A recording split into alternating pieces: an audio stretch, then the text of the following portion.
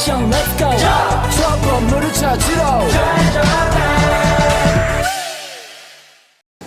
Baik, perkenalkan saya Salsabila Arif. Jadi di sini saya akan melakukan pemeriksaan dengan kondisi pasien gawat darurat dengan menggunakan teknik A, B, C, D, dan E. Jadi yang pertama itu kita menggunakan teknik airway atau jalan napas, yang dimana jika pasien dicurigai ada trauma servikal atau trauma punggung, kita bisa menggunakan teknik jaw thrust.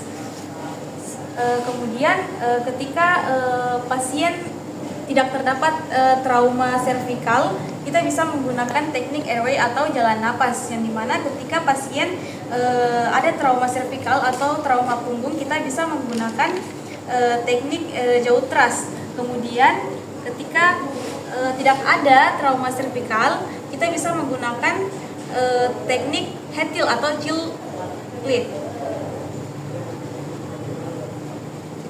Baik, selanjutnya kita beralih ke teknik breathing atau pernapasan, yang dimana kita akan melihat, mendengar dan merasakan. Yang pertama itu kita akan melihat pernapasan pada dinding dada pasien, kemudian kita akan mendengarkan pernapasan pasien, dan kita akan merasakan hembusan napas dari pasien. Kemudian kita akan membuka sedikit baju pasien untuk kita akan melakukan inspeksi pada dada pasien untuk melihat pengembangan dada pasien. Kemudian kita akan palpasi bagian dada pasien untuk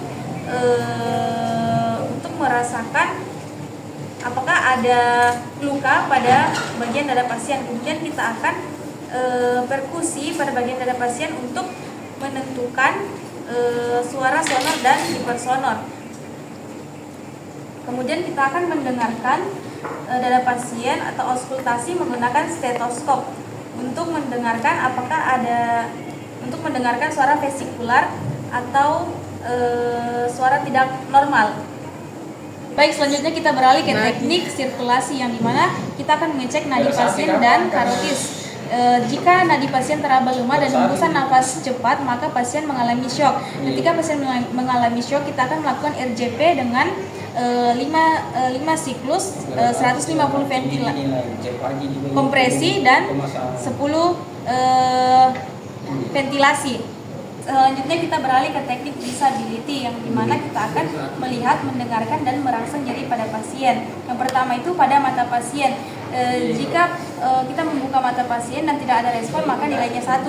Kemudian kita akan menepuk. Kemudian pada suara kita akan menepuk-nepuk bahu pasien.